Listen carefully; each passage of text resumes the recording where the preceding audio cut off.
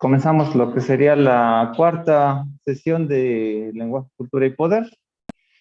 Este, Hemos revisado hasta el momento pues, algunos textos a lo largo de lo que llevan estas cuatro sesiones, que pues, bueno, fue nuestra sesión introductoria, la parte de George Jules, Berger y Lockman, que les costó un poquito de trabajo. Ahora ya nos podemos ver en persona nuevamente.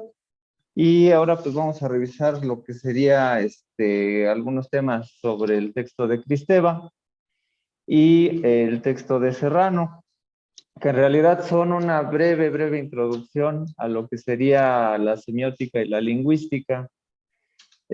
Como siempre, pues bueno, aquí traigo mis diapositivas. No es una guía, no es una clase como tal, pero es una guía para que nosotros podamos discutir algunas cosas, dudas, etcétera.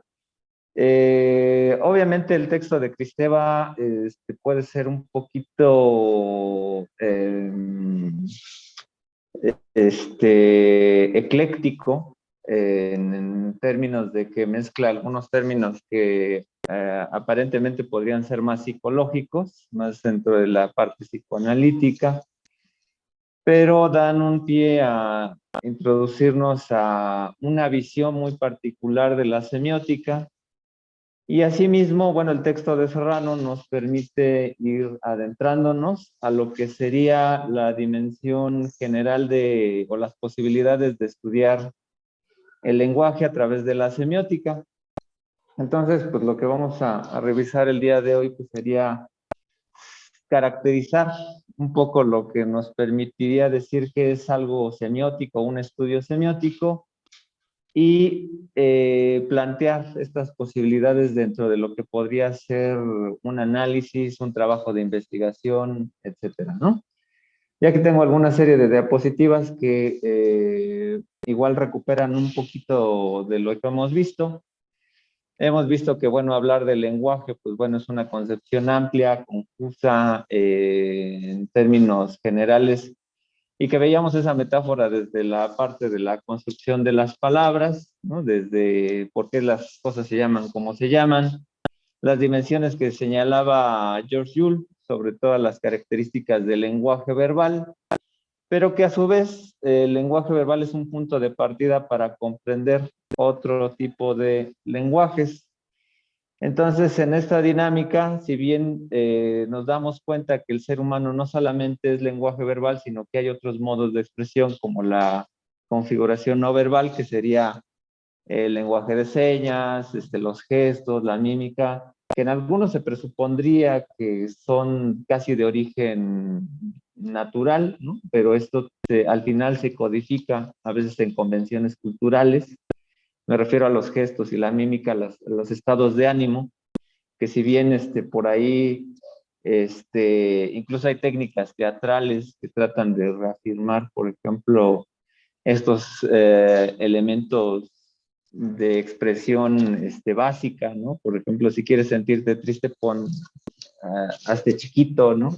Si quieres sentirte contento, alza los brazos, etcétera, ¿no? Que es el método de Chekhov, ¿no? Que es una técnica teatral, muy diferente a la Stanislavski, por ejemplo, pero que nos permitiría entender que luego eso, hace unos 20 años cuando estaban de moda estos cursos de coaching y de superación personal en las empresas, estaban como muy de moda y hacer toda esta dinámica, realmente parten de muchos ejercicios psicológicos, pero que a su vez cuando nosotros entendemos la codificación en términos de signos, ¿no? Pues nos permite entender que hay una sistematización de los mismos, ¿no? O sea, como cuando hablamos con palabras, ¿no? No funcionan de la misma manera porque no funciona la doble articulación en ellos, aunque en algún momento intentó, en términos de lenguaje visual, por ejemplo, Humberto Eco hablar de lo que eran los grafemas y los iconemas como si fueran las palabras y los fonemas.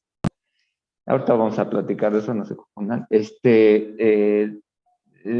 un fenómeno complejo comparar nuestro lenguaje verbal con otra forma de expresión. Incluso hablar del lenguaje de las abejas. Antes, en la antigua forma en que se daba esta asignatura, a veces se podía sugerir un texto que era ¿cómo se llama? El estudio del instinto de Nico Timberger, y ahí se mencionaba Por ejemplo, los ejercicios, la forma de comprender cómo las abejas se comunican entre ellas, ¿no? Que tienen toda una, dicen como una danza, ¿no? Alrededor de cuando encuentran un lugar para hacer el panal o, bueno, o más bien el polen, ¿no? Y se comunican entre ellas. Y se determinaba, ¿no? El lenguaje de las abejas según Carl von Frisch o algo así, pero de algún modo son interpretaciones desde nuestra base, ¿no? Del lenguaje verbal, y en esa manera podemos concebir lo que sería el lenguaje, ¿no? Tanto las cuestiones humanas como las cuestiones no humanas, ¿no? Hay que diferenciar aquí una parte importante que nosotros, para ustedes que se están adentrando al mundo de la comunicación, ¿no? En esta asignatura que es su único modo introductorio a la carrera, pensar en que la cuestión de la comunicación es un fenómeno amplio, es un proceso, ¿no? Y hay muchas acepciones y depende de cómo determinemos qué es la comunicación, vamos a tener un punto de vista desde cierta teoría, etcétera, ¿no? En nuestro caso, como es un área del lenguaje en la que estamos trabajando, tenemos que hacer la diferencia, ¿no? Que muy de antaño a veces existía también en las teorías de la comunicación, que es lo mismo plantear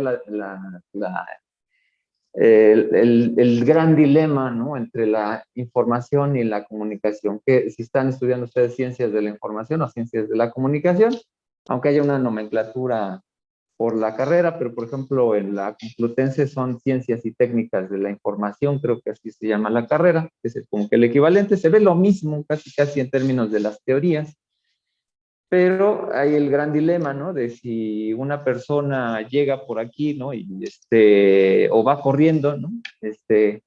Y la gran pregunta, ¿eso comunica? Y entonces viene la gran duda, ¿no? La persona que iba corriendo tenía la intención de comunicarnos algo, pues simplemente estaba corriendo, estaba ahí, ¿no?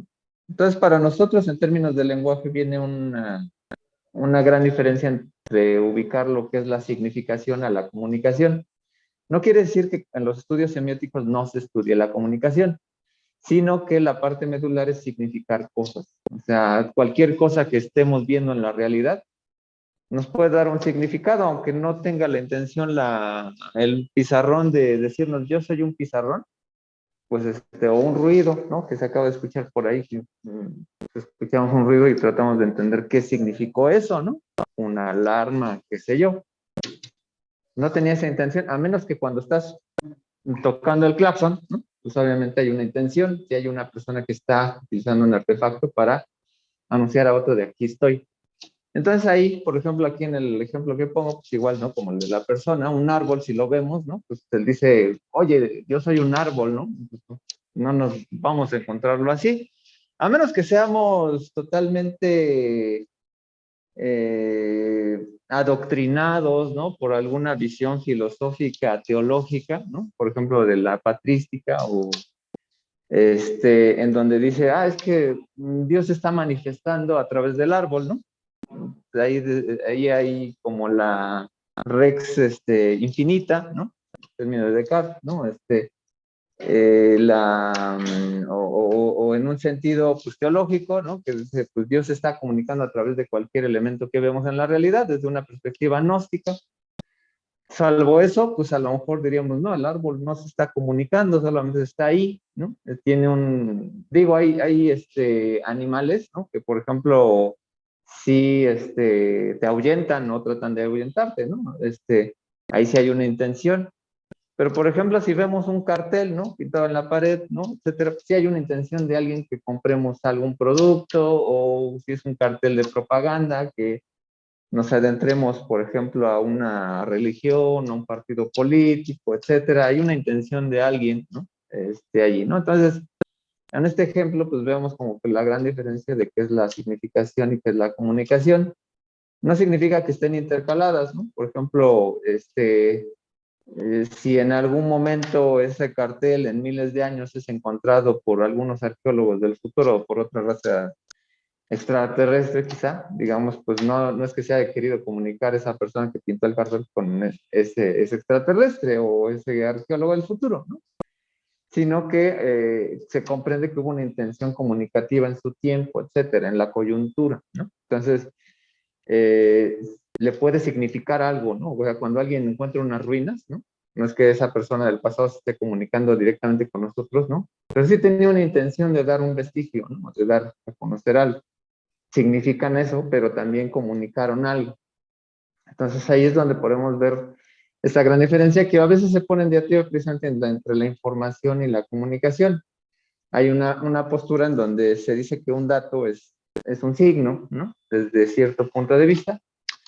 Ahorita no me acuerdo el autor, pero por ejemplo ahí se plantearía una epistemología del dato, ¿no? A través de que, como cualquier cosa que veamos en el mundo, la semiótica como disciplina pues ha dimensionado como en mayor medida, ¿no? Los procesos de significación, como obviamente la base, ¿no? Saber qué es un signo, saber cuál es el objeto de estudio, y en esa medida, ¿no? Determinar que desde cierto punto de vista se va a acercar en cierto tipo de fenómenos que podríamos llamar el fenómeno del conocimiento. O sea, que es lo que, si ese objeto depende de alguien que lo vea, o si dentro de ese objeto que se está mirando, observando, se puede entender una configuración determinada para comprender un significado determinado a partir de un discurso, ¿no? En la parte de la discursividad. Aquí estaríamos hablando de dos grandes escuelas. Tanto el pragmatismo como el estructuralismo son dos grandes escuelas que se van no van a surgir como de la misma fuente, ¿no? Porque tienen un autor respectivo. Por un lado, la parte pragmática con Peirce y por el otro estructural por Ferdinand de Saussure.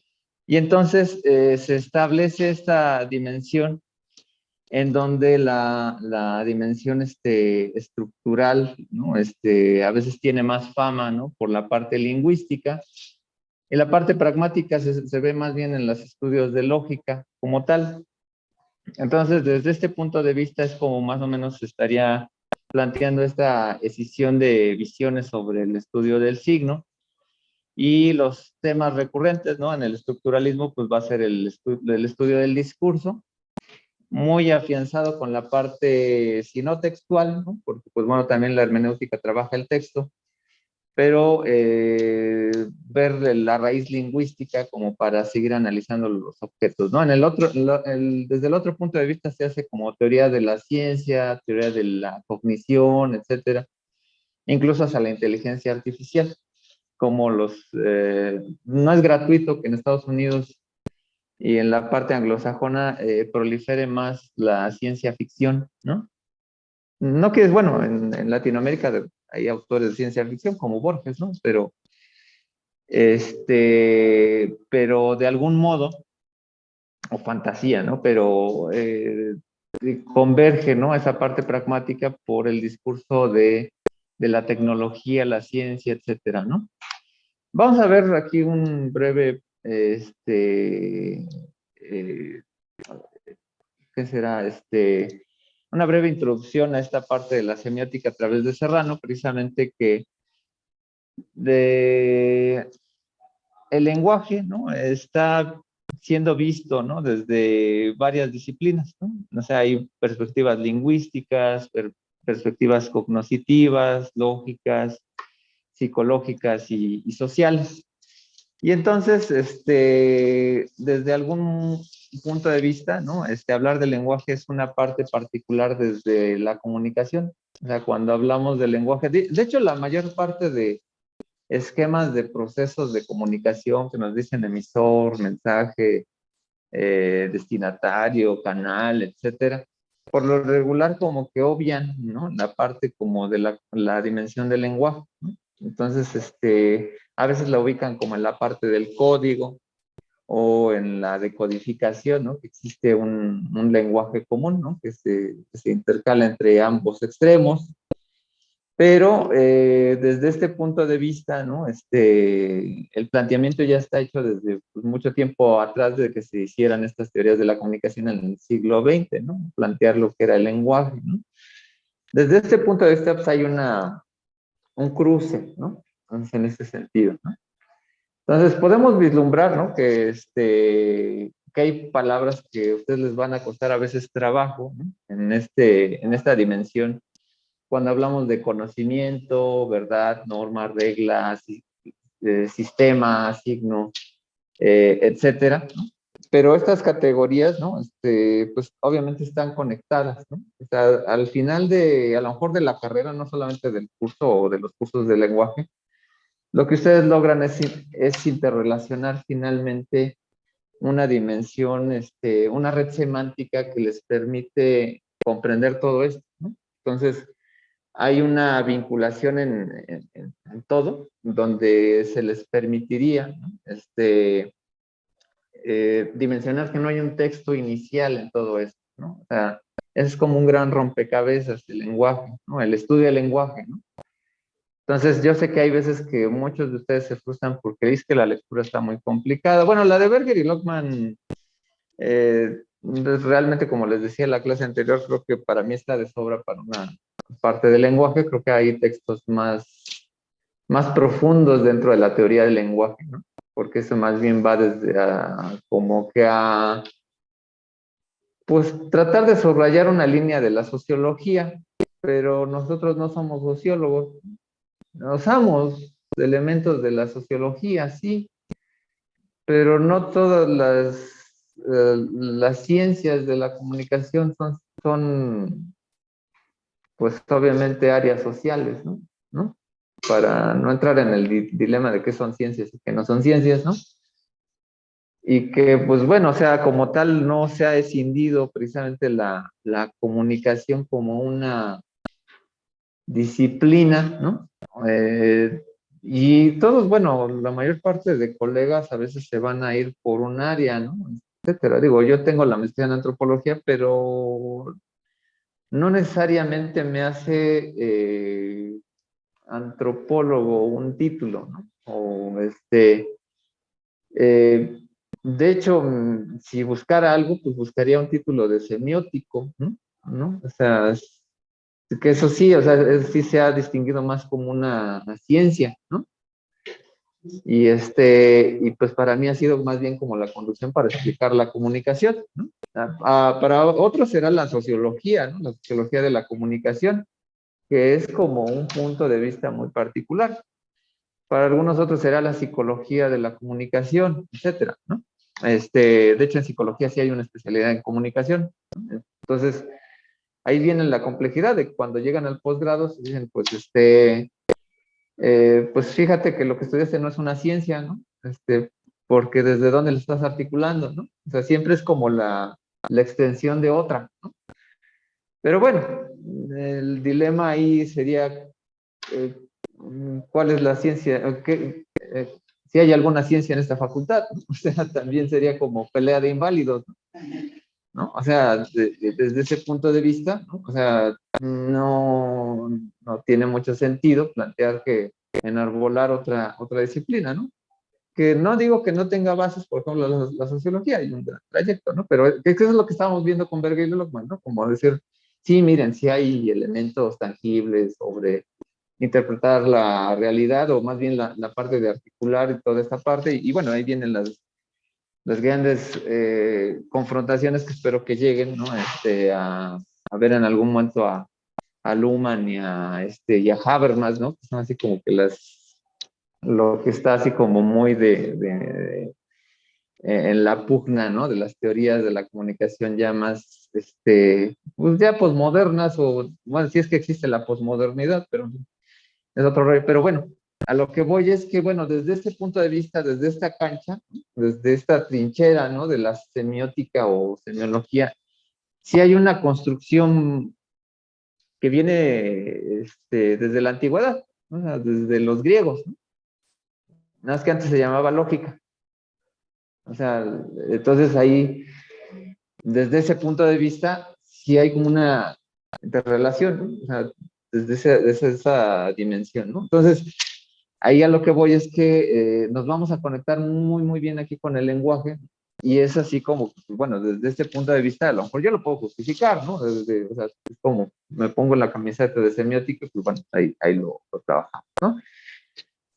Serrano, ¿se acuerdan que habla de 3 dimensiones, ¿no? De la semiótica, a ver si se acuerdan por ahí, que nos dice, ¿no? Que hay, aquí ya lo tenemos en pantalla, hay una semiótica teórica. ¿Cuáles son las otras dos? La aplicada. Aplicada es otra y hay otra.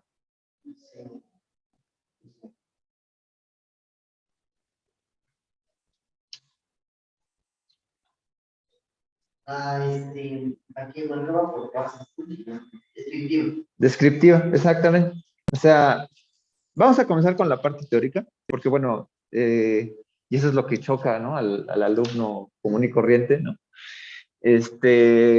En esta dimensión, ¿no? Donde no tenemos una base filosófica atrás, etcétera, la mayor parte de cursos que van a ver, ¿no? O sea, lenguaje, teoría del discurso, teorías de la significación, y si hacen el camino adecuado, que sería imagen y discurso audiovisual, que sería la aplicación de toda esta dimensión del lenguaje a la parte visual, ¿no? Dentro de las teorías del lenguaje. Digo, obviamente está muy manipulada esta materia, está muy cuchareada, ¿no? Con las visiones sociológicas y hasta antropológicas, ¿no? Sociales, ¿no? Y hacen como un pequeño ahí, un 50% de lo que vamos es realmente teoría dura, ¿no? En la parte de la semiología o la lingüística, pues realmente ahí estaríamos definiendo que la mayor parte de cursos son teóricos, ¿no? Depende muchas de ustedes que ustedes hagan una disertación descriptiva o a veces, ya no pensamos aplicados, pero sí una disertación descriptiva de algún objeto en el cual ustedes pueden analizar algo, ¿no? Puede ser del lenguaje, puede ser de algún signo, de algún discurso, de algún modo de pensamiento de alguna comunidad, si es que van a hacer trabajo de campo. Ahí que entraríamos a la parte empírico-analítica, ¿no? Centramos el universo a una comunidad, etcétera. Y pues bueno, en esa dimensión se estaría aplicando esto, ¿no? Entonces, desde cierto punto de vista, ¿no? Estaríamos ahí conectando la particularidad de interrelacionarnos, ¿no? Desde la parte teórica a qué es lo que nos interesa estudiar, ¿no? Entonces, desde la parte descriptiva, ¿no? Ahí estaríamos problematizando temas a veces que son de comunicación, y ahí, por ejemplo, el texto de Serrano, ¿no? Me llama mucho la atención, ¿no? Dice ahí, el cuadro ahí no se ve, pero aquí lo voy a leer.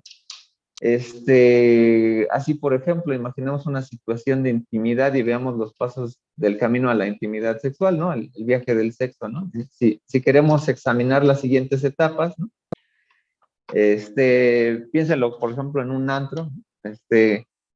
Inicio, se comienza mirando cada uno el cuerpo del otro como una chispa, miradas del cuerpo, y pasa al primer plano, se dirige a un protagonista de la situación, algunos movimientos de la cabeza, punto 2, ¿no? Sé que pueden venir mezclados con alguna palabra, digo, hasta suena aburrido, ¿no? Aquí describiéndolo, ¿no? Contacto ocular profundo, ¿no? Número 4, se puede dar alguna palabra más a una distancia muy próxima, ¿no?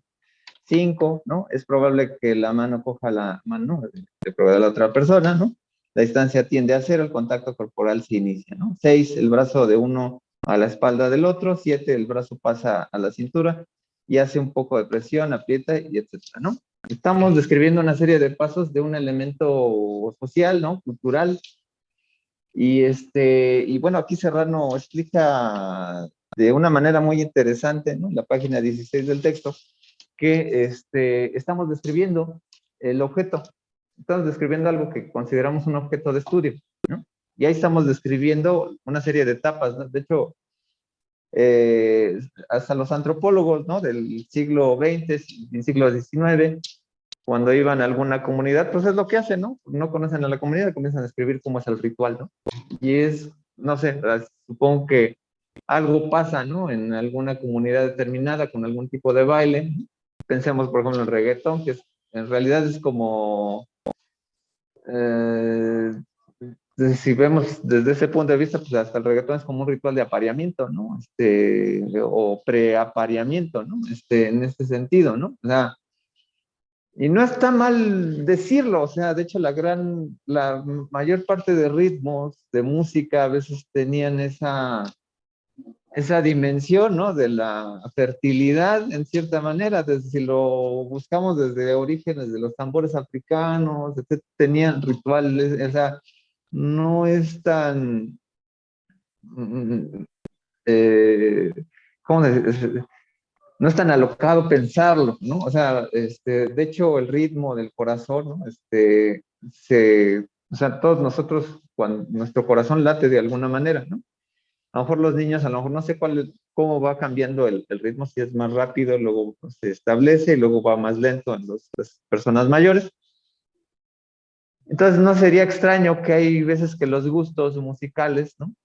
También obedecen a la edad. O sea, cuando, digo, a los niños se les pone música de ronda precisamente para acomodarlos, ¿no? Como que a darles un orden. Eh, pero los niños pues, así juegan rápido, están de aquí para allá. Y pues bueno, obviamente en la etapa de la adolescencia, etcétera, vienen las hormonas, ¿no? Qué sé yo, pues obviamente pues, se intercala una serie de elementos, ¿no? Psicobiológicos, ¿no? Que a lo mejor tienen que ver, ¿no? Con todo esto, ¿no? Y aquí ya estoy dando, ahora ya me estoy aventurando a la parte interpretativa, ¿no? Pero necesito los datos. O sea, necesito recuperar todos los datos ya para poder analizar algo, ¿no? Entonces aquí es donde en algún momento ustedes cuando, digo, a lo mejor al final del curso se pretende que ustedes hagan un ensayo sobre algún tema. A lo mejor no les da tiempo a hacer un campo, ¿no? O sea, para una materia, ¿no? O sea, ir a investigar cómo, bueno, a lo mejor si les gusta ver cómo funciona un baile o, ¿no? O los bailes de cholos donde, hacen sus rondas, ¿no? Bueno, no sé cómo decirles, ¿no? Pero que tienen el pantalón y hay una rítmica, etcétera, ¿no? Que eso es más como comunal, ¿no? Además, hay un elemento, ¿no? Pero ya lo describes, ¿no? Y el hecho de describir, de obtener el dato, te permite, sin ser teórico semiótico, hacer una descripción de cómo está significando las cosas, porque tenemos datos, ¿no? Entonces ahí estamos problematizando ya la cuestión de qué significa esto. Digo, ahí tengo que adentrarme en la comunidad y saber, y hay límites ahí que veremos la siguiente sesión con la parte de la cuestión hermenéutica, en que hay modos, ya no solamente de la descripción del objeto, sino de la interpretación, ¿no? Ahí es donde, aquí por ejemplo, pues necesitamos clasificar, hacer categorías, etcétera, ¿no? Digo, a lo mejor es muy aventurado ahorita decir, ¿no? Que, pues, bueno, ya vayan pensando en la tesis, ¿no? Pero sí pensar más o menos en cómo pensar en algún momento que la gran parte de lo que ustedes absorben de las materias, pues es un campo teórico. Ustedes escogen algún elemento que les interese y esa parte que les interesa, pues va a requerir una fina descripción de lo que hagan, ¿no? Y ahí ustedes van a generar taxonomías, esquemas, ¿no? A veces lo ideal, muchas veces en el área social, es que hagan esquemas, que traten de aterrizarlo, ¿no? Y llegamos a la parte también que sería la parte aplicada, que ahí ya estaríamos hablando, pues bueno, si lo logran hacer en la licenciatura, muy bravo, ¿no? Pero es ya llegar a la parte transdisciplinaria, que obviamente en comunicación, pues nosotros nacimos transdisciplinarios, ¿no? Entonces, venimos de muchas ciencias, de muchas áreas, pero lo interesante de aquí es que ver las aplicaciones de, bueno, ya estudiaste esto y pues bueno, voy a aplicarlo para un bien común, etcétera, ¿no? Ahí obviamente quienes siempre nos ganan, obviamente son las ciencias duras, ¿no? Las áreas, por ejemplo, la parte psicológica, etcétera. Les comentaba, ¿no? Al inicio del curso, a lo mejor hay personas eh, va- valga la redundancia, el anecdotario psicoanalítico, este, la cuestión de que nosotros escogemos una carrera muchas veces es a partir de una dimensión psicológica personal, ¿no? O sea, si fuiste un niño que a lo mejor desarmaba un radio y no lo puso a volver a armar, pues a lo mejor se vuelve, a lo mejor esa persona ingeniero, ¿no? Ingeniero electrónico, ¿no? Porque siente culpa de que no lo volvió a armar, ¿no? En la parte de una persona no se comunicaba a lo mejor muy bien, tenía problemas, a lo mejor se vuelve un buen terapeuta del lenguaje, ¿no? Y ahí ya estaríamos hablando de la comunicación humana, la carrera de comunicación humana que trabaja en esta, o psicólogo, ¿no? De psicólogo de lenguaje. El periodista, por ejemplo, se parece mucho al abogado, ¿no? Porque es el que está señalando lo que está fuera de la ley, ¿no? Entonces ahí hay una cosa bien interesante, ¿no? A lo mejor, en ejemplo, ¿no? A lo mejor iba a agarrar las galletas, lo cacharon y entonces desde ahora se vuelve un paladín de la justicia, ¿no? Porque por la culpa de que como él lo cacharon, pues tiene ahí hasta efectos de personalidad, ¿no? Contrafóbica o cómo se le dirán, en contra o a favor de la ley, ¿no? Así es leal o desleal, ¿no? Pero bueno, hay toda una interpretación psicológica, pero vamos, ¿no? O sea, cuando estamos hablando de semiótica es que todas las áreas, porque no hay ciencias ni signos, ¿no? Ya describen su objeto de estudio y lo aplican, ¿no? O sea, un biólogo que genera taxonomías, pues está haciendo una especie de semiótica, ¿no? Una sistemática. Entonces genera una taxonomía y pues bueno, a lo mejor en un área químico-biológica, ¿no? Pues a lo mejor de alguna planta, el activo servirá para generar un medicamento, ¿no? Por eso se vincula mucho con las ciencias en general. O sea, no estamos fuera del discurso de la ciencia, ¿no? Y en nuestros campos, ¿no? A lo mejor ya más acercados, ¿no? En esta prisión social, ¿no? De la teoría social, ¿no? Es decir, ¿dónde lo voy a aplicar, ¿no? Porque voy a trabajar con personas, bla, bla, bla, ¿no? Pues bueno, a lo mejor tu teoría de la comunicación visual o de la significación visual te va a permitir a lo mejor hacer un audiovisual correctamente hecho, ¿no? Que no pongas la cámara chueca, que no pongas bueno, o si tienes la cámara chueca, que tenga una intención, ¿no?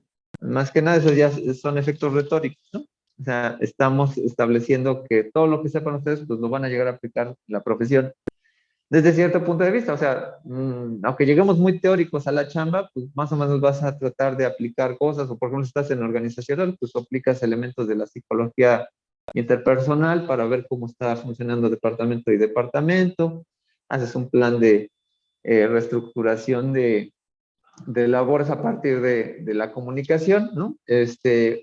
La construcción de la identidad corporativa, ¿no? A partir de elementos, pues, sustentables, teóricos, ¿no? Ese es el gran dilema, ¿no? Cuando estamos luego en un empleo, ¿no? Y cómo voy a aplicar todo esto que aprendí, ¿no? Desde el punto de vista semiótica, es que si, qué elementos de significados me permiten llevarlo a cabo, ¿no? Entonces ahí es donde pues hay artistas, ¿no? Que parten desde desde una presuposición teórica, ¿no? O sea, pasó mucho con los franceses en la década de los 60, ¿no? Tenían un background teórico, ¿no? Y ahora Godard, ¿no? Que un personaje bastante importante en la teoría cinematográfica, pero también fue cineasta. Entonces ahí aplicó como toda esta dimensión de la imagen por la imagen. Y él decía que el mejor cine que se hacía era el de Hollywood porque decía que usaba menos palabras. El gran sueño que tenía Chaplin cuando hacer el lenguaje universal. O sea, Chaplin no, se tardó mucho para hacer una película hablada, ¿no? O sea, de hecho, tiempos modernos, ¿no? La gran parte ¿cómo se llama? De la historia, pues es muda, aunque ya había sonido, ¿no? Entonces ahí es interesante, ¿no? Y hay otras obras, ¿no? Que él trataba de mantener de algún modo así, ¿no? En ese sentido, pues bueno, ahí cuando hacemos estudios comparados, ya me estoy adelantando, spoileando cuando lleguen al posgrado, al doctorado, ¿no? Pues ustedes van a hacer estudios comparados, ¿no? Estudio A y estudio B, que se parecen, comunidad A, comunidad B, tienen la misma cosmovisión o presentan elementos distintos, ahí estamos aplicando. Y eso puede ser incluso en términos políticos y sociales, ¿no? Políticas de gobierno, políticas de interacción, etcétera, ¿no? O sea, no es que desdigamos, ¿no? La parte de intervención social, ¿no? ¿No? El gran problema de las ciencias sociales es que no podemos experimentar, ¿no? O sea, no podemos llegar a... Los que más se han acercado y ya son áreas de la salud es psicología. Por eso está mejor parada a veces la psicología o sea, no es gratuito muchas cosas que pasan en las últimas décadas frente a los institutos de área social, ¿no? Porque sí, o sea, tienen un fondo al final de intervención, ¿no? Y si los planes de estudios van en detrimento, ¿no? De leer menos, de leer ciertas cosas que no tengan que ver con cosas más sólidas, ¿no? Pues obviamente ahí va a haber como un desbalance. No sé si a lo mejor lo ideal sería, así como en la historia de las teorías sociales, ¿no? Que mucha gente venía de áreas biológicas o de otras áreas para discutir la parte social o de área filosófica, ¿no? Y no sé, o sea, ahí como que a veces le aplaudo muchas veces la persona que salta de ciencias duras a ciencias sociales, ¿no? Porque ya tiene un paradigma muy establecido, pero se abre, ¿no? Y digo, no está mal, ¿no? O sea, no está mal, pero sí hay que comprender que, bueno, hay veces que no todos los estudios parten netamente de lo social, ¿no? O sea, es como la parte aplicada, ¿no? Entonces lo mismo va a pasar en esa parte semiótica, ¿no? Ya describí, ya teoricé, bueno, más ya teoricé, ya describí en dónde lo voy a aplicar. Pero esto estamos pensando, obviamente, de cuestiones ya donde hay una ejecución, ¿no? En la pedagogía también se aplica mucho, ¿no? O sea, Chomsky, pues, por ejemplo, al final aplicó, ¿no? En una teoría de la gramática, ¿no? En donde dice, pues es que lo ideal es que nos comuniquemos desde con una estructura básica y pues bueno, eso cambió muchas veces la gramática que muchas veces nosotros aprendimos, ¿no? Sujeto, verbo, predicado, ¿no? Pero una estructura donde si hablamos en voz pasiva, pues a veces nos confundimos más, ¿no?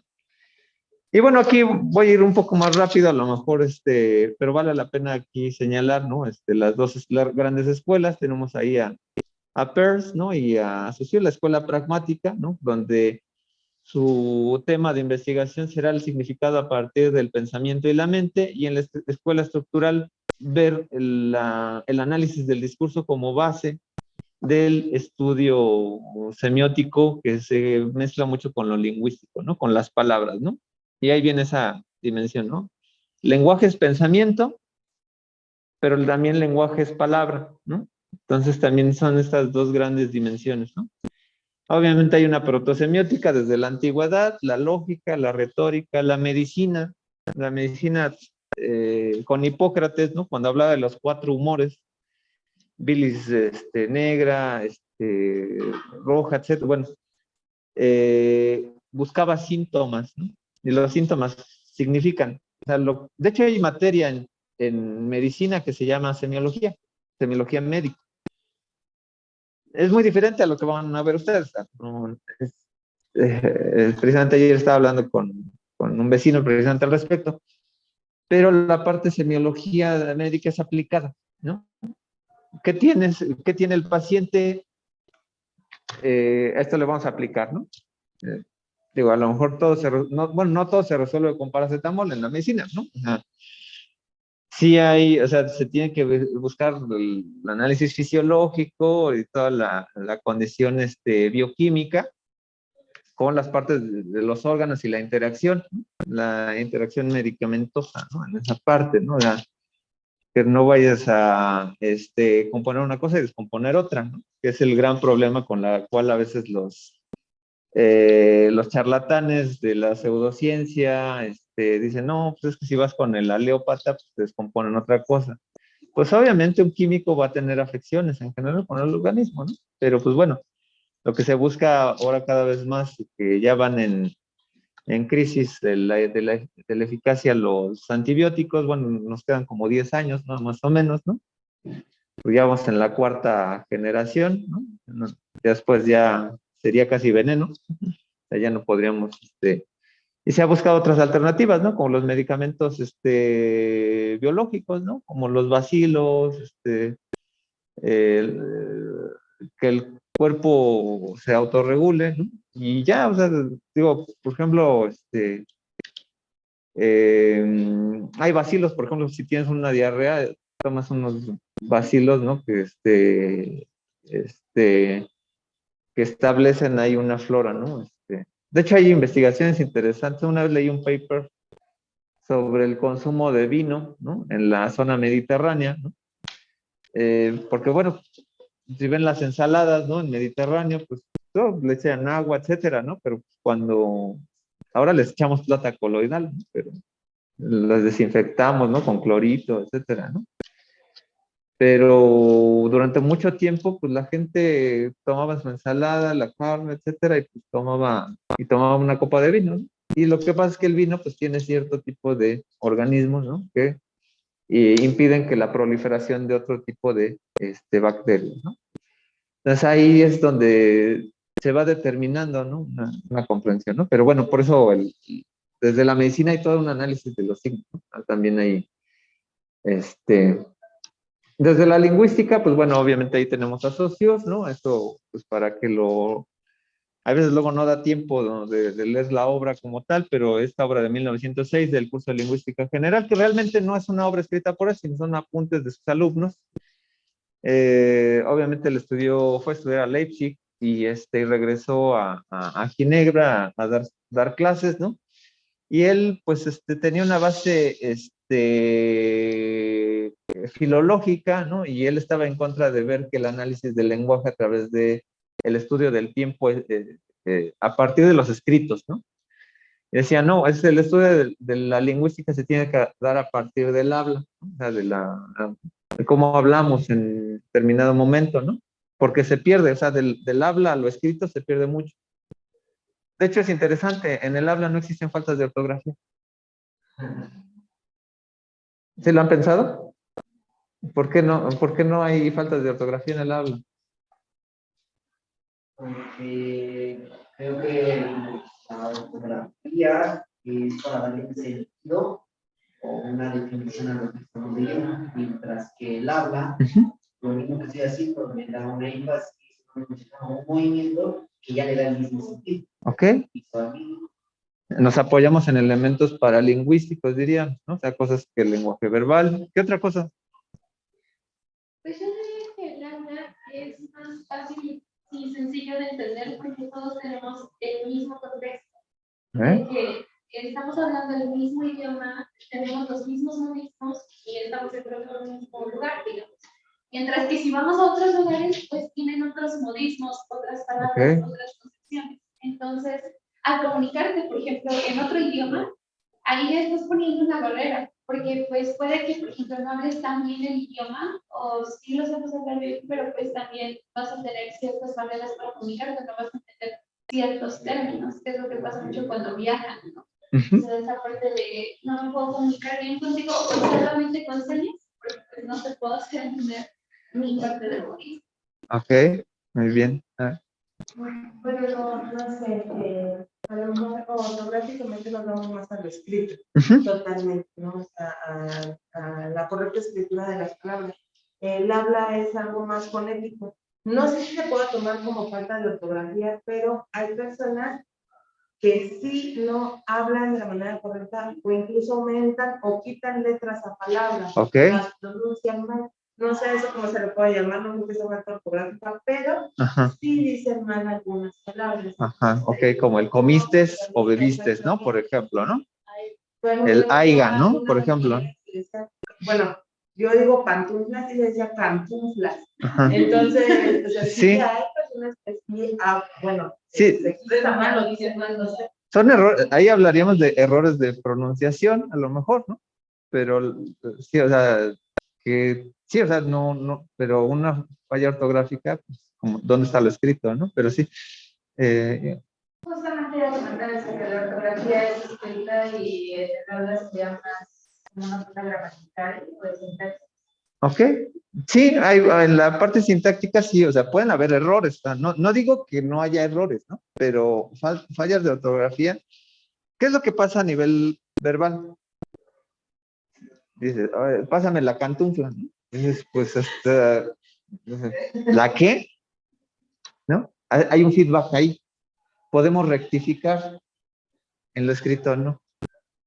Por eso es muy importante escribir muy bien, porque nada más tienes, o sea, en el escrito nada más tienes una bala y tienes que usarla muy bien. Imagínate que hagas un discurso que va a leer el presidente y lo escribiste mal. Digo, al hombre, pues, no le podemos ayudar mucho pero es interesante porque la mañanera es verbal, no es escrita. Se está ahorrando todo un discurso diario escrito. Lo están rectificando. O sea, en el arte del hablar, o sea, esa es la maravilla, porque ahí podemos gastar las balas que queramos, ¿no? O sea, no te entendí. Ah, lo que quise decir es esto. Y en la ortografía, por eso hay que cuidar mucho la ortografía, porque dices, si pones cayó con doble L de una persona que supuestamente dice que se va a caer, ¿no? No, entonces ya ahí no le entendí. O sea, ¿se cayó de silencio o se cayó de dar un golpe, ¿no? Eso es lo gran interesante de esto, ¿no? Entonces, lo que pasa con Saussure es que a él, obviamente a nivel escrito, pues sí estaba la filología muy clara, ¿no? La gramática. Entonces dice, no, a mí lo que me interesa es cuáles son estos errores que pasan al habla, ¿no? O sea, porque de ahí vienen muchas transformaciones, ¿no? Digo, estamos a la transición de la parte del inclusive, ¿no? O sea, como semiótico, a lo mejor dices, la gente está determinando todo esto, ¿no? A partir de que se establezca una mayoría, pues se va a poder hablar así. No antes, ¿no? O sea, porque antes lo va a dominar, pues obviamente la mayoría que habla desde cierto punto de vista. Lo que sí es incorrecto es que una institución política de gobierno o educativa te diga, ahora tienes que hablar así, porque estaríamos dentro del punto de vista totalmente antinómico, ¿no? O sea, si lo que nos están imponiendo es un lenguaje, ¿no? Dices que yo quiero hablar de otra manera, ¿no? Pues lo mismo pasa cuando te dicen desde el ámbito legal, no, ahora vas a tener que hablar con el ley o etcétera, ¿no? Eso lo debes de dejar a los hablantes, que los hablantes decidan. Esa es la única institución social que puede permitirlo, ¿no? Pero que alguien te diga en una hoja, en un memorándum, no, es que ahora tienes que hablar así. Pues no, porque eso, o sea, estás violando mis derechos, hasta humanos, ¿no? ¿No? O sea, ahí es donde vienen esas contradicciones, ¿no? O sea, no puedes legalizar algo en la cual no toda la gente esté de acuerdo. O sea, ahí es donde viene en el teoría liberal, ¿no? El bien común, ¿no? O sea, no puedes determinar si la mayoría no está de acuerdo. No puedes imponer cosas, si no es dictadura. Entonces ahí es donde, en términos de lenguaje, ¿no? Tienes que dejar que la sociedad decida. De hecho, las leyes tienen que partir de un sentido común. Ya cuando eso es normalizado, vamos, ya lo escribimos, ¿no? Hacemos nuestro código de Hammurabi, ya, ahí ya quedó. Antes no. De hecho, la escritura al final trata de sistematizar, ¿no? Un modo de hablar en cierto tiempo determinado, ¿no? Y es así como es correcto, ¿no? Pero bueno, luego de estar leyendo textos legales y dices, no, bueno, los abogados tienen otra forma de comunicarse, ¿no? Todo lo ponen con mayúsculas o ponen, o sea, dentro de ese mundo funciona de otra manera, ¿no? Pero es como un gueto, ¿no? El gueto legal, ¿no? O por ejemplo, cuando estás leyendo un escrito tal, ¿no? La entidad, ¿no? Ahora le ponen mayúscula, la casa, pero con mayúscula, ¿no? La primera con alta y así, la casa. Pues, cuando escribes la casa, pues una casa, ¿no? Así, minúsculas, ¿no? En bajas. Pero porque ahí se vuelven entes, como son importantes, ¿no? Etcétera, lo que está en cuestión de deudas o de bienes, ¿no? De sucesión familiares, ¿no? Pues lo planteas así, pero a lo que voy es que hay una regla y una sistematización, ¿no? En todo esto, pues bueno, viene este modelo, ¿no? De la lengua, que es el modelo colectivo, ¿no? Donde todos nos ponemos de acuerdo para hablar de una forma convencional, y el habla es al infinito, ¿no? Cada uno habla como puede, no como quiere, sino como puede, ¿no? Porque igual alguien va a decir como lo de la cantinfla o el comiste, etcétera. Sabes que son errores, ¿no? Pero diría Levi-Strauss, hay eficacia simbólica. O sea, le entiendes, ¿no? Por contexto le entiendes. Es como que te dice, pásame, cómprame una torta de jabón, ¿no? ¿Qué? De jamón, ¿no? Además la B y la M son labiales, ¿no? Entonces luego hay gente que no pronuncia bien, los extranjeros, ¿no? Por contexto lo entiendes, ¿no? Digo, a menos que sea como el meme de que una persona pone un jabón y le pone chocolate porque se lo comen cuando te comen en la oficina tus cosas, como para trolear a alguien, ¿no? Una Magnum, lo pones en una bolsita de Magnum, un jabón lo llenas de chocolate y bueno, ya una paleta de jabón, ¿no? Bueno, que no creo que hiciera una paleta de jamón, pero a lo mejor pepperami tal vez, ¿no? Pero bueno, vamos viendo que aquí son aplicaciones sociales, ¿no? Por eso Saussure veía a la semiótica como el estudio social de los signos, ¿no? Y viene este gran concepto del significado y el significante, ¿no? Que hay un concepto y una imagen acústica, ¿no? El concepto, pues puede ser lo que tú pienses, ¿no? X, no, si yo digo la mesa, vas a entender la mesa, ¿no? Pero hay gente que va a pensar en la mesa de metal, la mesa de madera, la mesa de cristal, ¿no? Y hay una dimensión que lo que alcanzamos es la parte significante, que sería la imagen acústica, ¿no? Ahí tiene el esquemita de cómo se comunican dos personas, ¿no? Que a través de un proceso físico, fisiológico, físico, porque las ondas de sonido viajan a través del aire, estas pues llegan a nuestros oídos, llega todo un procesamiento cerebral, ¿no? Y se baja a que tú lo entiendas, y cuando tú quieras hacer el feedback de pronunciar algo, pues obviamente vas a determinar que el lenguaje hablado pues lo aprendimos de alguna manera y lo podemos pronunciar, ¿no? Y es este ciclo físico-fisiológico, pero lo que le va a interesar es que en la parte mental, ¿no? Va a estar la parte de la imagen acústica, como lo oyes, o también cómo está escrito, ¿no? Y qué es lo que a alguien le va a dar el significado de algo, ¿no? Que es el gran problema de la semántica, porque el significado solamente existe en la mente. O sea, si tú vas a buscar un significado en el diccionario, no lo vas a encontrar en sí, ¿no? Lo que vas a encontrar en el diccionario es otra serie de palabras, ¿no? Esa es como una semántica descriptiva. La semántica pura sería la parte interna, ¿no? O sea, si no hay nadie que lo entienda, es como el gran... Si un árbol se cae y no hay nadie, hace ruido, tiene que haber alguien que lo entienda, ¿no? Un diccionario sin personas, pues ya no va a tener sentido, porque es una serie de acomodamiento de la sociedad, del mundo, ¿no? Con base en esa existencia, ¿no? Y lo interesante de esto es que, pues, tú, o sea, buscas cualquier palabra, ¿no? Pues vas a encontrar otra palabra, ¿no? Y eso es lo interesante, o sea, al final, ¿qué es lo que tú entiendas de algo? O sea, si yo estoy dando una conferencia, me ponen una botella, ¿no? Y yo digo, la botella, agua, ¿no? Pero de repente yo comienzo a pensar, es un gesto de amabilidad, ¿no?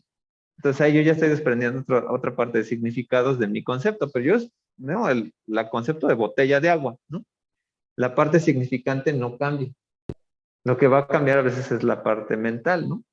Y aún así la parte mental va a tener una cosmovisión determinada, ¿no? Y aquí viene el principio de arbitrariedad, ¿no? Que es lineal, no podemos pensar en dos palabras al mismo tiempo. Siempre es como un trenecito. O sea, yo digo la casa, ¿no? Primero la casa, ¿no? O eso, pero va el concepto, ¿no? La casa con ruedas, ¿no? De una casa rodante, ¿no? Pero no puedes pronunciar dos palabras al mismo tiempo, como no puedes pensar dos cosas al mismo tiempo. Si piensas en dos cosas al mismo tiempo y tiene significado, ya tiene una palabra, y es un concepto nuevo, ¿no? Porque hay veces en que así se hacen como los neologismos, ¿no? Hay una necesidad de explicarlo, ¿no? A veces crear una nueva palabra es para ahorrar tiempo, ahorrar. Digo, a ustedes no sé si les tocó todavía los celulares donde te cobraban por mensaje y uno ahorraba, decir como que lo más sintético posible, ¿no? Ahí sí había una economía, ¿no? Real y una economía del lenguaje, ¿no? Pero tratamos de ser también economistas también en la parte de ahorrar menos energía para comunicar algo. Y aquí viene el eje de la sincronía y la diacronía, ¿no? La sincronía, que es un tiempo determinado en el cual se estudia la lengua que es como el sistema, ¿no? De signos, y el habla es como los hablantes estamos viendo, pero se contrapone al eje de las sucesiones, ¿no? De la diacronía, ¿no? O sea, ahí está marcado el eje de las sucesiones entre C y D, ¿no? Que bueno, esto es arbitrario también, ¿no? Podría estar al revés, ¿no? La cruz, pero a lo que me refiero es que el tiempo se va transformando. Hay como una palabra que antes se decían sinas y luego es así, ¿no? Entonces se va transformando. Si ustedes quieren leer el Quijote en su versión original, pues hay muchas palabras que no le van a entender, porque así se hablaba de alguna manera, ¿no? Igual si viajaran en el tiempo a los años 20, pues a lo mejor escucharían rara a las personas, ¿no? Porque hablarían de otro estilo, de una manera diferente, ¿no? Incluso hay conceptos que van surgiendo a partir de la tecnología, ¿no? Antes se decía mucho faxeame esto, ¿no? Y ahora aquí no usan ahora whatsappeame, ¿no? ¿No?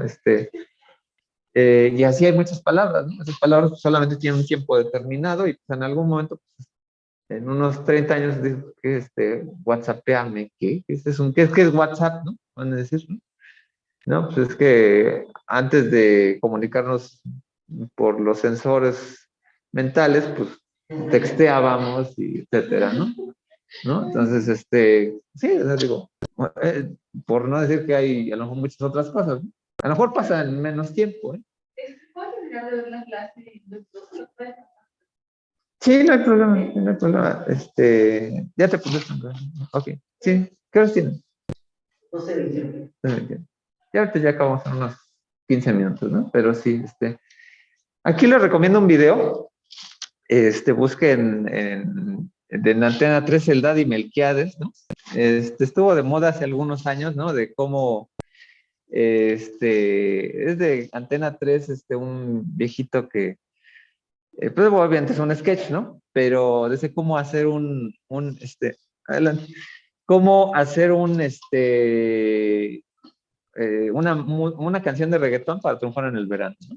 Entonces, y pone su serie de palabras posibles, ¿no? Para un enunciado dice mami, bebé, princesa, y luego dice mami, la repito 2 veces porque el reggaetón usa muchas veces mami, y dice yo quiero, yo puedo, yo te, etcétera, ¿no? En la línea, en la columna vertical, lo que tiene son paradigmas, ¿no? Opciones, ¿no?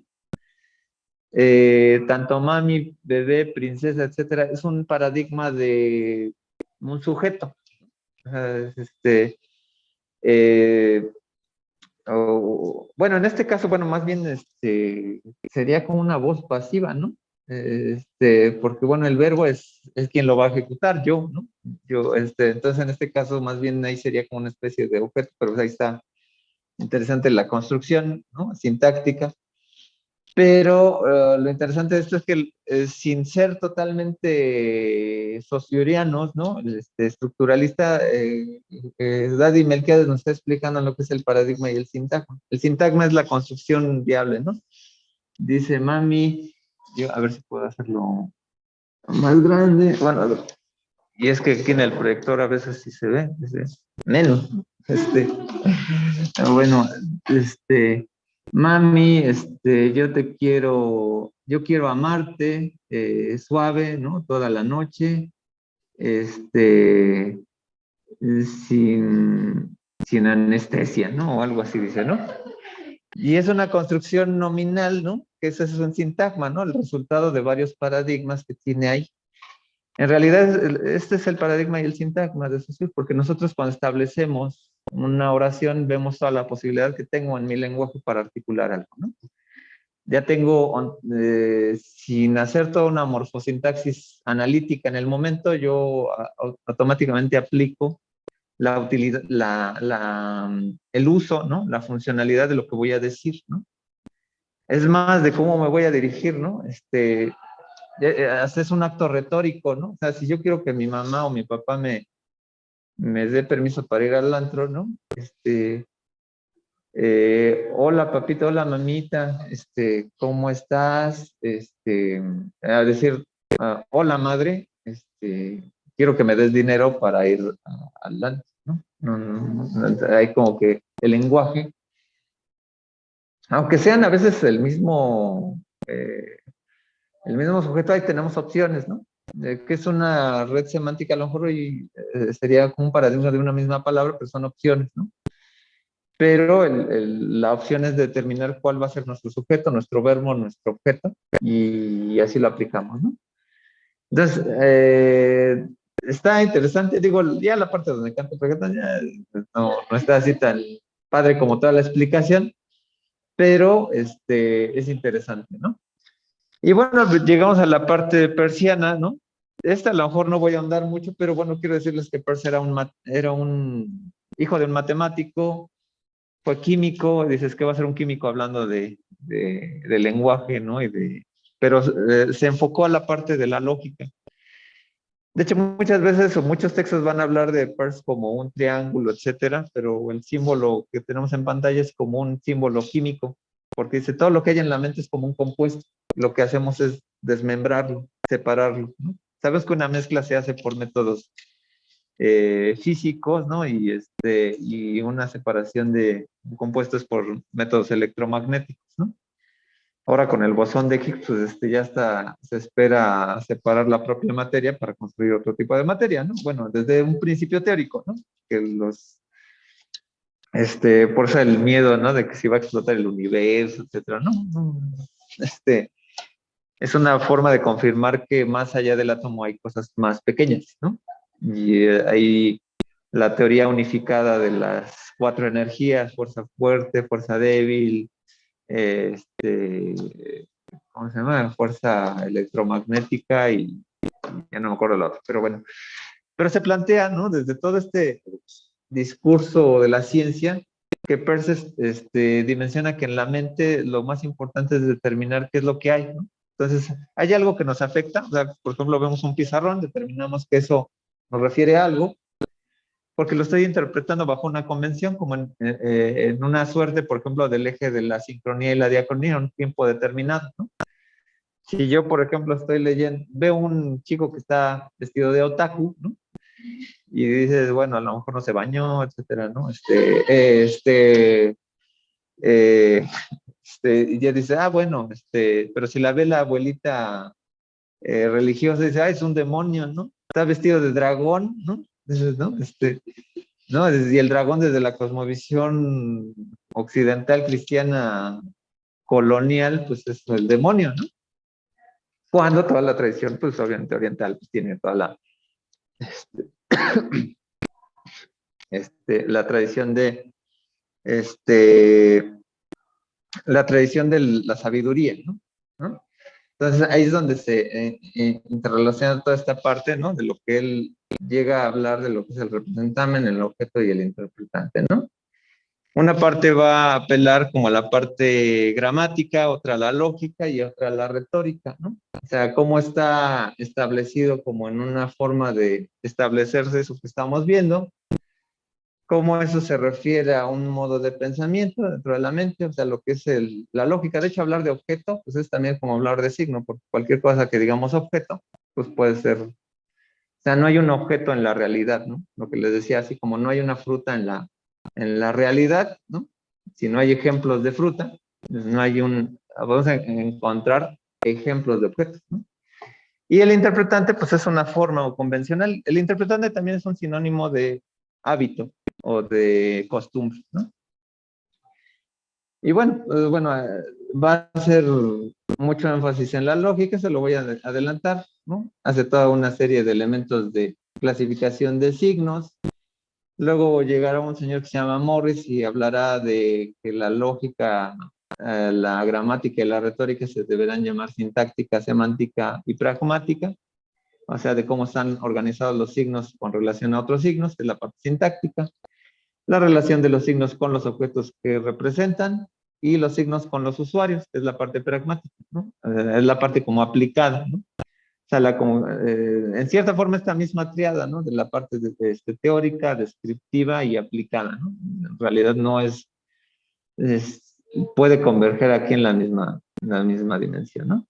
Y llegando pues a la parte de Kristeva, ¿no? Todo este rollo para llegar finalmente a esta parte es que pues Kristeva lo hace desde un punto de vista como hasta psicoanalítico, donde dice, vamos a estudiar el texto como si lo lleváramos al diván, ¿no? Y al diván, pues obviamente desde una perspectiva lacaniana, ¿no?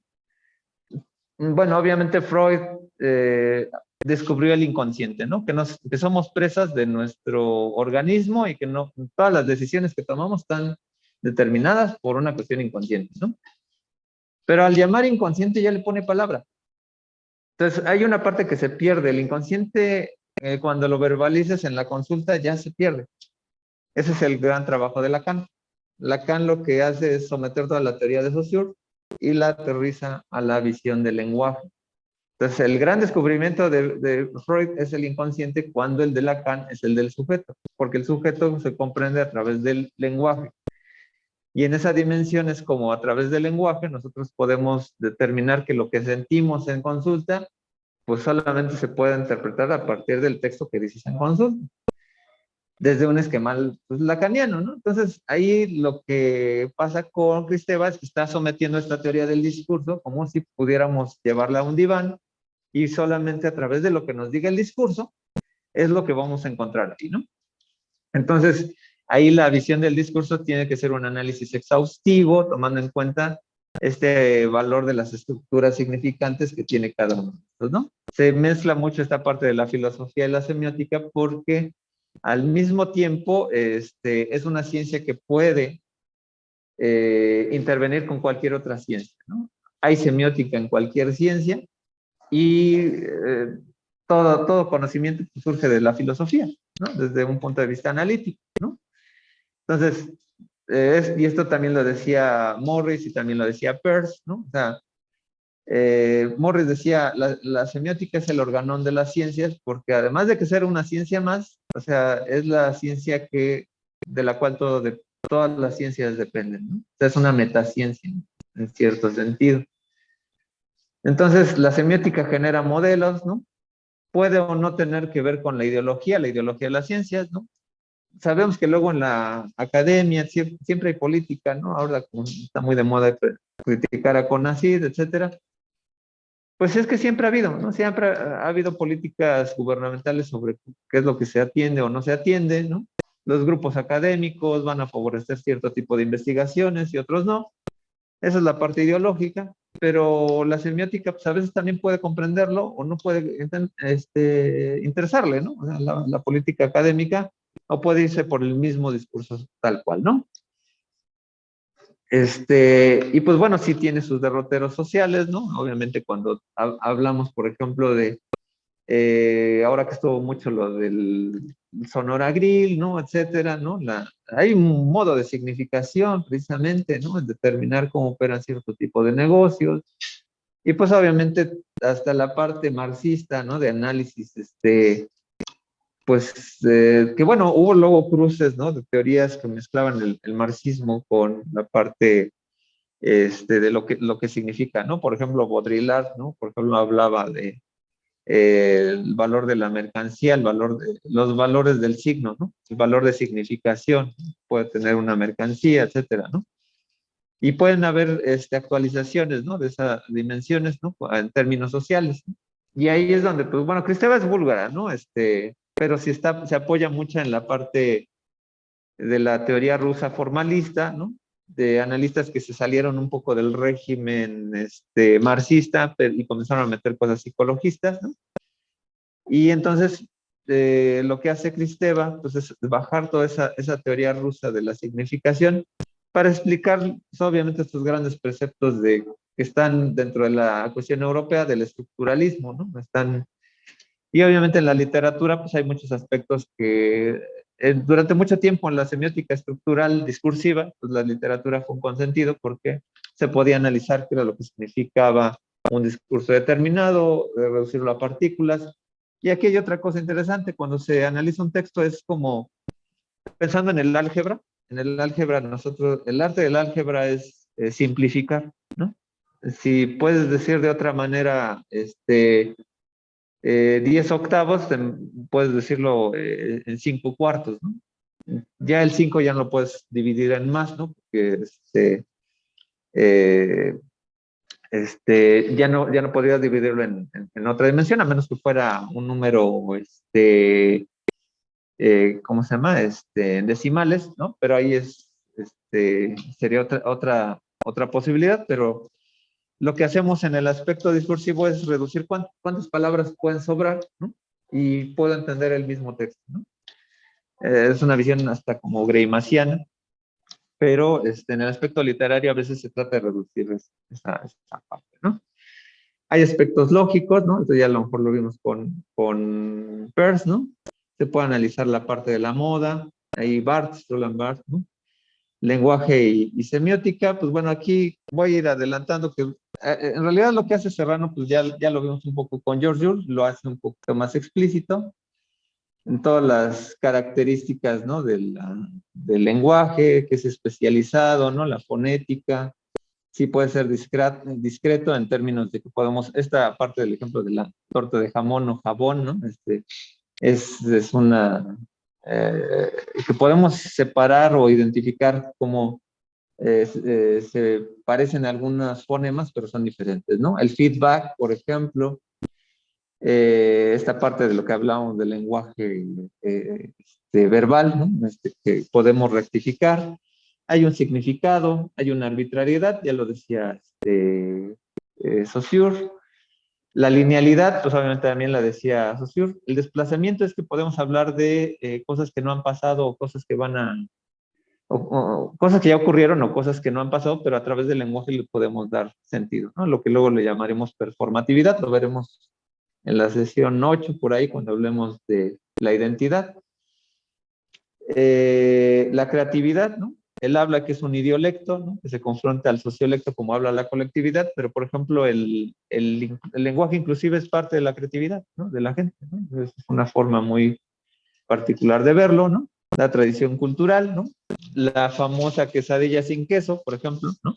Es un buen ejemplo en esta dimensión porque es una metonimia, ¿no? Pero porque ya está establecido arbitrariamente, ¿no? Del mismo modo que a nadie de ustedes, los que trabajen, les pagan con su salario. O cuántas vacunas se hacen con vacas, ¿no? Por ejemplo, ¿no? Y ya no hablemos de otros modismos, ¿no? Por ejemplo, que son términos sintéticos como el esquite, ¿no? En ese sentido, ¿no? Al elote en vaso, ¿no? En ese sentido, que a lo mejor tiene más correspondencia lógica, pero no están aceptados, por ejemplo, aquí en la capital, ¿no? Y hay otras cosas, ¿no? Que a lo mejor ya no son analíticas, como la coca de sabor, ¿no? Que a lo mejor es pero se entienden así en su contexto, ¿no? Son arbitrariedades y tienen una tradición cultural, ¿no? La doble articulación, o sea, podemos armar X número de palabras con cierto número de fonemas. Podemos hablar de cosas imaginarias, ¿no? Disimulación, y la reflexividad. Podemos pensar en nosotros, ¿no? A través del lenguaje, ¿no? O sea, me siento triste, o sea, no lo puedo evidenciar, ¿no? O sea, la tristeza no la puedo materializar, pero sí la puedo decir de alguna manera, ¿no?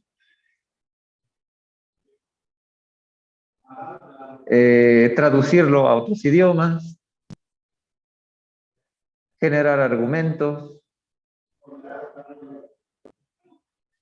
Podemos aprender con la comunicación verbal. De hecho, así la mayoría de nosotros ha aprendido. Y que bueno, aquí viene la misma reflexión con la que arrancábamos, ¿no? Que es único y específicamente humano, ¿no? De cierta manera, ¿no? Pero nos permite entender que hay otro tipo de lenguajes, ¿no? Eso sí, o sea, el lenguaje verbal es totalmente humano, ¿no? Aunque existan otros idiomas, etcétera, pero es una misma manera de comunicarnos con la voz con la palabra, y en algunas culturas, ¿no? Porque no todas tienen lenguaje escrito, lo han aterrizado así, ¿no? De hecho, hasta hay como una segregación cultural, ¿eh? Cuando llegaron aquí los conquistadores, como no encontraron palabras, pues es que no son tan avanzados, ¿no? Habían ideogramas, ¿no? Pero pues, bueno, que no quiere decir que no tuvieran significado, ¿no?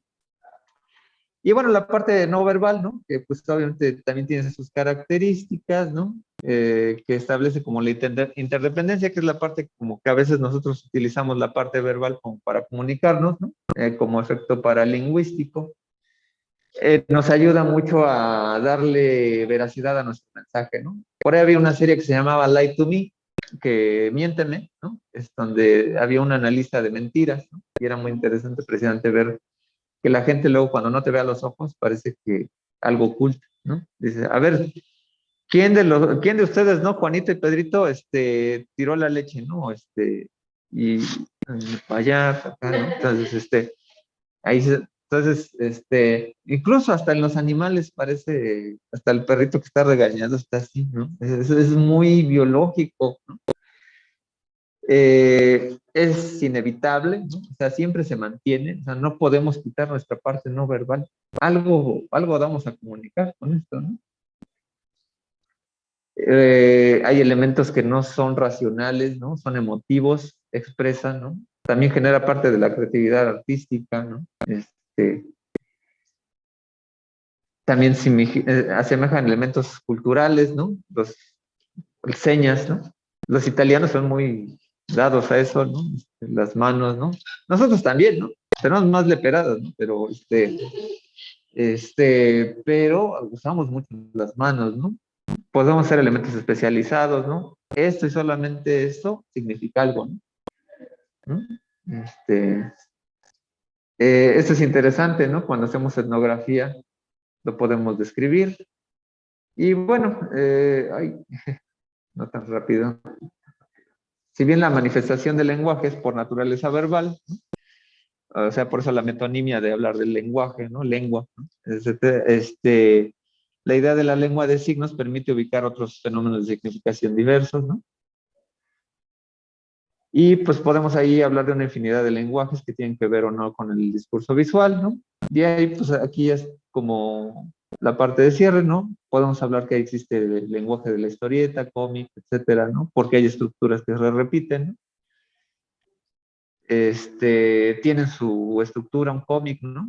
Entonces, pues, aquí bueno, más de la historieta, etcétera. Los carteles, ¿no? También tienen una estructura, ¿no? Cuando se leen, así como pensándolo en la visión de Cristeva, como se ve como el discurso, se podemos analizar un cartel, qué es lo que nos quiere decir. Digo, esto a lo mejor lo van a ver más en significación, pero también existen, ya pensando en el siglo XX y el fenómeno del Internet, pues se habla de transmedia, etcétera, ¿no? Los TikToks utilizan sonido, palabra, etcétera. Es muy interesante, ¿no? Y pues bueno, hay diferencias, bueno, ¿qué es lo que vimos? Diferencias entre comunicación y significación, que obviamente pues para entender a la parte cultural, humana, pues a veces la semiótica es un gran alcance, ¿no? Puede ser teórica, descriptiva o aplicada, ¿no? Ubicar la visión lingüística, la dimensión semiótica estructural y la dimensión lenguaje, pragmática del lenguaje, pues son fundamentales para nosotros, ¿no? Para hablar de lenguajes y comunicación. O sea, hay que ubicar la parte lingüística, la parte verbal, la parte de que cualquier signo puede ser traducido a una dimensión estructural de discursos en palabras o en términos de pensamiento, ¿no? El punto de Cristea pues, reflexiona sobre la epistemología desde la postura semiótica del lenguaje, muy cercana a una postura psicoanalítica y analítica del texto, ¿no? Y pues bueno, la comprensión verbal y no verbal como una base de la comprensión del lenguaje y los lenguajes en general. Obviamente, pues aquí son recomendaciones, ¿no? La estructura ausente de Humberto Eco, Tratado de Semiótica General, Ana de Tenza, elementos básicos de las representaciones visuales, el texto que revisaron de Cristeva, ¿no? Semiótica. De Daniel Preto es un texto ahí viejito, ¿no? 88, elementos para un análisis de mensajes, ¿no? Eso es más, será más útil cuando lleguen a imagen y discurso visual. De Serrano, el texto que revisaron. De Saussure, pues cuando tengan tiempo, es una lectura fundamental de comunicación, curso de lingüística general. Hay un texto de bachillerato que luego puede ayudar luego para entender, sobre todo cuando vayan a teorías de la comunicación, crítica de la información de masa, les separa muy bien lo que es el funcionalismo, el estructuralismo y el marxismo, ¿no? Ese texto, si lo buscan en internet, por ahí debe estar, o pueden conseguirlo en Trillas, es muy barato. De Vital, Alejandra Vital, pues sirve mucho ver esta diferencia entre Saussure y Peirce, ¿no? Aunque no me gusta que use el triangulito, pero sirve para ubicar lo que es representamen, objeto e interpretante. Hay algunos textos ahí de internet, ¿no? De retórica y publicidad, ¿no? Otro texto ahí de semiótica de Pablo Correa. Lo van a ver luego en significación, lo obvio al obtuso de Roland Barthes, ¿no? Imágenes, gestos y voces. Hay un texto ahí complementario de Blanca Muñoz, ¿no? Que es un poco también entender estas divisiones entre lo que es denotación y connotación de Barthes. Y pues los gráficos, y dejamos de compartir. Y bueno, pues bueno, no sé, dudas, preguntas, comentarios. Ahorita me dicen sus participaciones, antes de que terminen, para que anotarlas. ¿Alguna duda, comentario? Digo, fueron textos largos, pero creo que están más accesibles.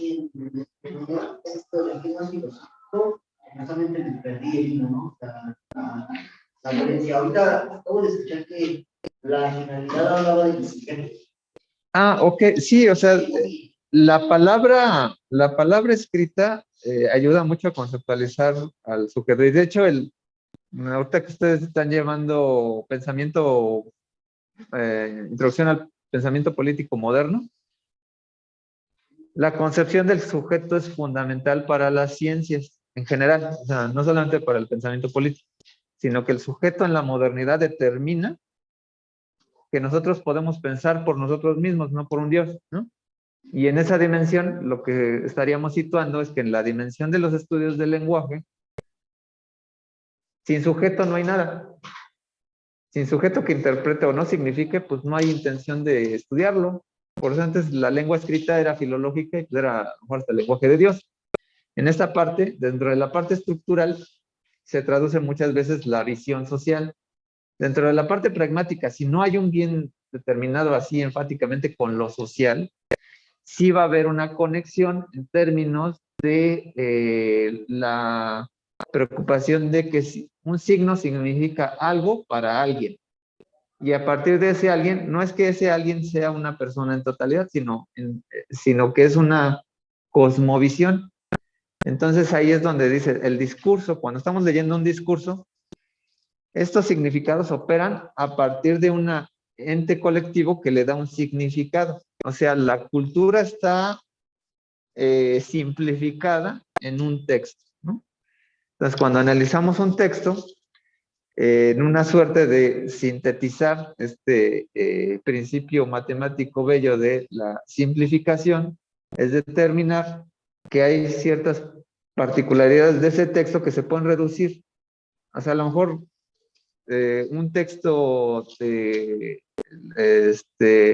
Los Miserables, ¿no? De Víctor Hugo, se tarda un capítulo hablando del padre del sacerdote, cuando a lo mejor lo que este sacerdote representaba los valores de que Jean Valjean trataba de perseguir, ¿no? Y el texto se tarda un buen de escribir, etcétera, pero lo sintetizas en una interpretación a lo mejor muy vaga, ¿no? No para spoileárselo a alguien, ¿no? Sino para decir, esto yo lo puedo simplificar en ese sentido, el discurso. Pero es a través de una entelequia del sujeto. O sea, el sujeto es el que determina, esto es hasta donde yo lo reduzco, ¿no? Entonces tiene esta explicación, ¿no? En donde el sentido que puede tener, ahí ya lo veremos, la contraparte de esta clase va a ser la siguiente, que es la parte hermenéutica, en que hasta aquí, hasta el momento, el discurso trata de centrarse en una parte de un logo, ¿no? Y en este sentido, pues estaríamos pues, vislumbrando, ¿no? Hasta qué punto de vista, pues podríamos nosotros simplificar lo que estamos diciendo, aunque la otra persona pues pudiera o no, a lo mejor significar otra cosa, ¿no? A lo mejor la otra persona significa, bueno, siempre tenemos un amigo que le cuentas algo y dices, no, eso yo no te quise decir, ¿no? ¿No? O haces otra cosa, porque a lo mejor no te está prestando atención, etcétera, ¿no? Y hay muchas cosas que pasan así. Hay muchos ciertos textos. Por ejemplo, una vez mi abuelita hice algo bien, me dijo, Ashkan quema. Y yo dije, ¿qué es eso? Y me dijo, y ya después me dijo, es que eso viene del agua, que significa así bien hecho. Mira qué curioso, pero también nos viene a hablar de la temporalidad, ¿no? Que justo tiene sentido en cierta palabra o ciertos términos, pero en cierta temporalidad se dejan las partes. Sí, tiene una cosmovisión, o sea, bueno, que la mayoría, o sea, como que entre de las lenguas originarias de Mesoamérica, el náhuatl tiene una correspondencia muy fuerte, luego luego sigue el maya, y luego ya se van terminando ñañú, etcétera, ¿no? Y hay muchas palabras que, por ejemplo, sin irnos, por ejemplo, yo cuando he estado en grupos aquí de LGBT, feminismo, etc., ¿por qué no usan una palabra mesoamericana para hablar del inclusivo, ¿no? Por ejemplo, el Ninochli, ¿no? Que es de todos, ¿no? La totalidad, Ninochli, o algo así, ¿no? En vez del todes, ¿no? Entonces, hay que bueno, el inclusivo ya está, pero a lo que voy es que el significado, o sea, aun cuando esté escrito en inclusive, o a lo mejor una palabra, por ejemplo, que esté así, a lo mejor por contexto, a lo mejor esto quiere decir, pero ya lo haces por deducción entre la relación de palabras, ¿no? Así como quema, ¿no? Que sí, ¿no? Y hay muchas palabras que a lo mejor luego, bueno, además de los objetos, pues sí hay, ¿no? Bueno, a mí me parece que igual, que ¿no? El hecho de que, bueno, yo pensaba que todo eso estaba como para todos, pero se refiere, bueno, eso, en lo que explicaron varios miembros de la comunidad, que se refiere a las personas comunitarias.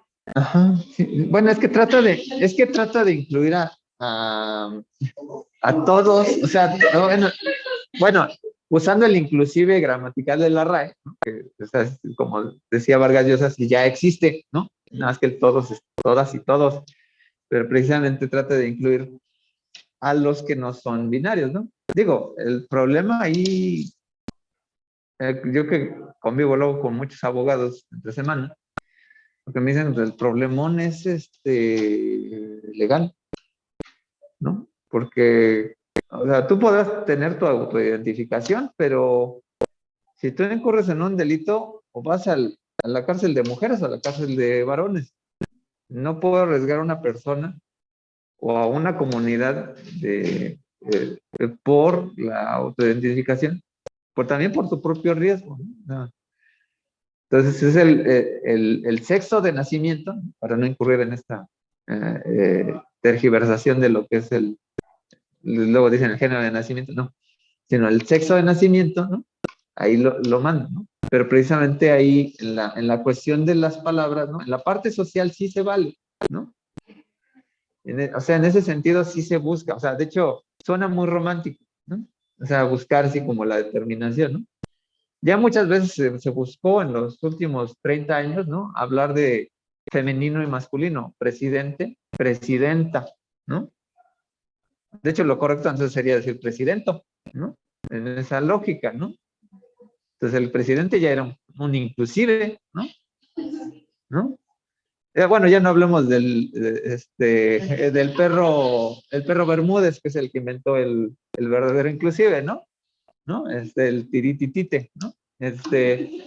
Pero, caray, o sea, sí tiene una visión ideológica, ahí es donde, por ejemplo, sí señala, por ejemplo, esta parte Cristeva. De hecho, ahí a lo mejor ya no me detuve mucho.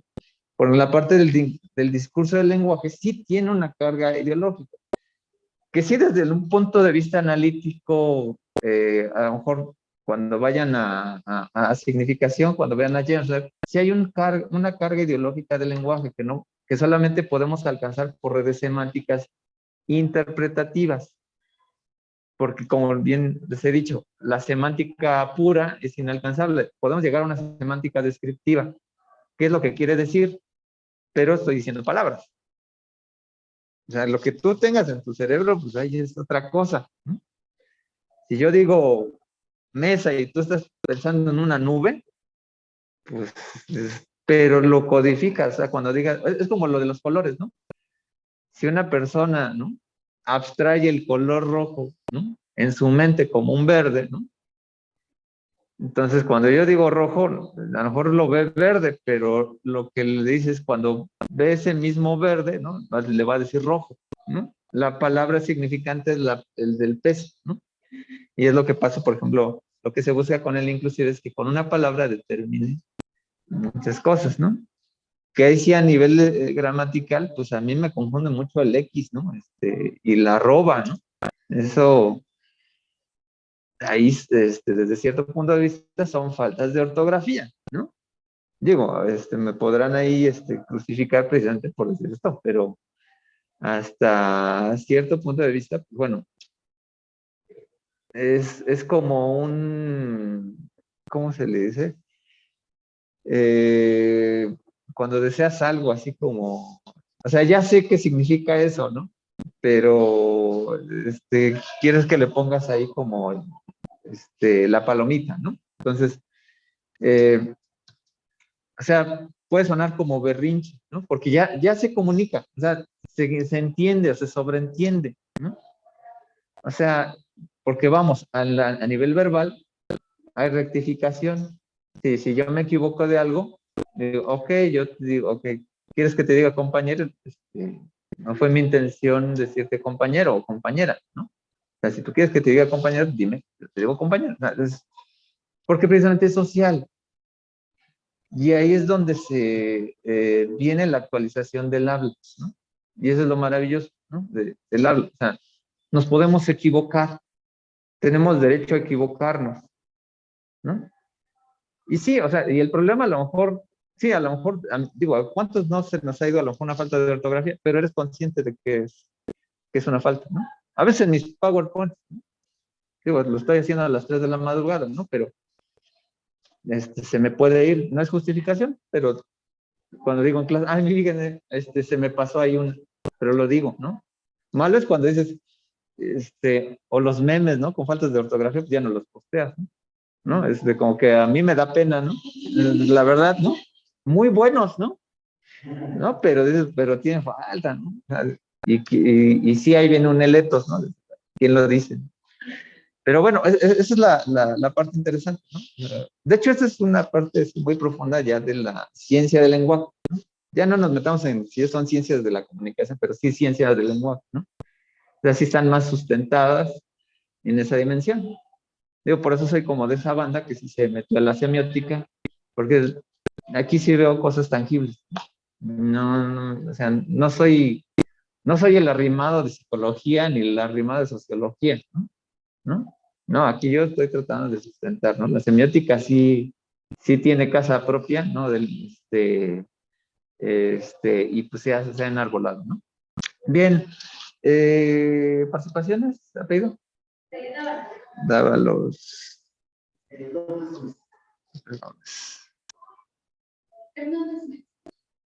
Hernández Mesa. Salinas Mejía. ¿Quién más me faltó por ahí? ¿Quién más participó? Martínez Paredes. Ok. Bueno, no sé si hay alguien más, ¿o alguien me faltó? Bueno, ahorita ya estoy,